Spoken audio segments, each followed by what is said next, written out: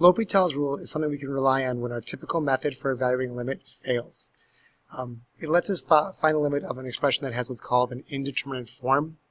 And before we launch into that, I do want to review these 4 limits that you guys should already know how to solve from your previous work, and then these ones that seem similar, but they don't quite follow the same pattern. I do want to remind you guys that when we are finding a limit, our typical approach is, if we're going towards a specific number, to plug that number in, and if we're headed towards infinity, just to think about what happens as x gets really, really large. So for a problem like this, if x is approaching 5 and I plug in 5, the numerator becomes 0 and the denominator becomes 13. And 0 over 13 is totally an okay thing to have. It just equals 0. This limit would be 0. If x is going to approach infinity, then for a problem like this, I would want to think about 4 over a really, really, really big number. 4 over 100. 4 over 1,000, 4 over a million, 4 over a billion.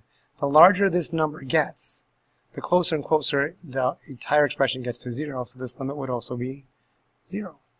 So we know 0 over a number is 0, and a constant over infinity also is 0.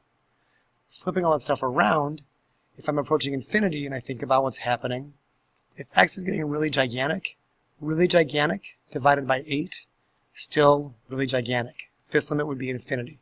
I would think of this as infinity over 8, which is still infinity.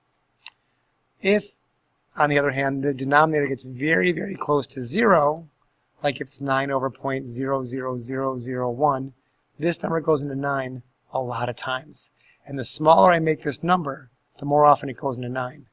So when the denominator gets closer and closer to 0, the entire expression gets closer and closer to infinity. So if I had something like 9 over 0, that would be infinity. So we're cool with 0 over a number, or 4 over a number over infinity, infinity over a number over 0. We know what to do. But what about these situations? It's different, right? I mean, check this out. If I take 0 and plug it in, that numerator is 0, and that denominator is e to the 0 minus 1. We all know e to the 0. Anything to the 0 power is 1. So this becomes 0 over 1 minus 1, or 0 over 0. It doesn't really follow any of these patterns because I have a 0 both on the top and the bottom. That's indeterminate form. We don't know what's going on with our current tools. With the other limit, if x is getting really, really huge, the natural log of a number, the bigger the number gets, the bigger the natural log is. So if x is approaching infinity, the natural log of x also is getting closer and closer to infinity.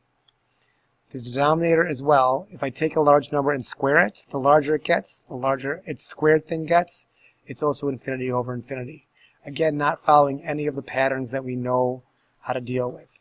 These are called indeterminate form, and they're going to require L'Hospital's rule, which is actually very easy to apply, but it can only be applied in the situations where we have a situation with 0 over 0 or infinity over infinity, not the ones that I just explained in the previous 3 minutes. So let's look at how to apply it and then try the homework.